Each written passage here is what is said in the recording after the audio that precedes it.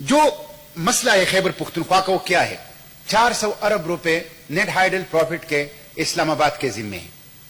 دستوری طور پر خیبر پختونخوا کا حصہ بنتا ہے, نہیں دے رہے, حالانکہ صوبے اور وفاق میں ایک ہی پارٹی کی حکومت ہے.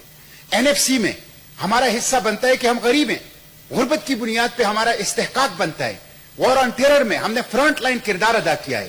سب سے زیادہ نقصان ہمارا ہوا ہے, خواہ وہ خون کی صورت میں ہو, خواہ وہ مالی نقصانات کی صورت میں ہو, لیکن NFC نہیں دیا جا رہا اس میں. اسی کے ساتھ سی پیک ہے. سی پیک کی یہاں ابھی کوشچن آورز میں بات آئی ہے. جو آپ کا ایسٹرن روٹ ہے وہ تو سرے سے سی پیک میں ہے ہی نہیں, وہ تو سرے سے وہاں تو کچھ ہو ہی نہیں رہا. اس کی وجہ سے جو سی پیک کے بینیفٹس ہیں وہ خیبر پختونخوا کو نہیں مل رہے ہیں. اور مجھے لگ ایسے رہا ہے کہ خیبر پختونخوا کو سی پیک میں جو کردار دیا جا رہا ہے وہ چائنا کے ٹرکوں میں پنکچر لگانے اور چائنا کے ٹرکوں کو دھونے کا ہے. وہاں باقی کوئی بینیفٹس ان کو ملنے والی نہیں ہے, اس لیے کہ گراؤنڈ پہ کوئی ترقیاتی کام نظر نہیں آ رہا.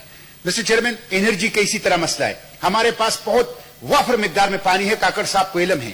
دریائے پنچکوڑا, دریائے سوات, دریائے کابل, دریائے چترال, دریائے کنہار, یہ بہترین قسم کے یہاں پہ, یہ دریائے سندھ, یہ یہاں پہ بن سکتی ہے بجلی. لیکن سی پیک کے 86 ارب ڈالر میں سے 34 ارب ڈالر کی بجلی کے منصوبے یہ کول بیسڈ ہیں, اور یہ خیبر پختونخوا میں نہیں ہے, خیبر پختونخوا سے باہر پنجاب میں.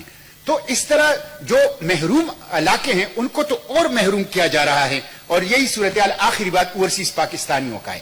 ہمارے سارے جو لوگ ہیں وہ بیچارے وہاں مزدوری کرتے ہیں, گلف میں کماتے ہیں, ان کو واپس بھیجا جا رہا ہے.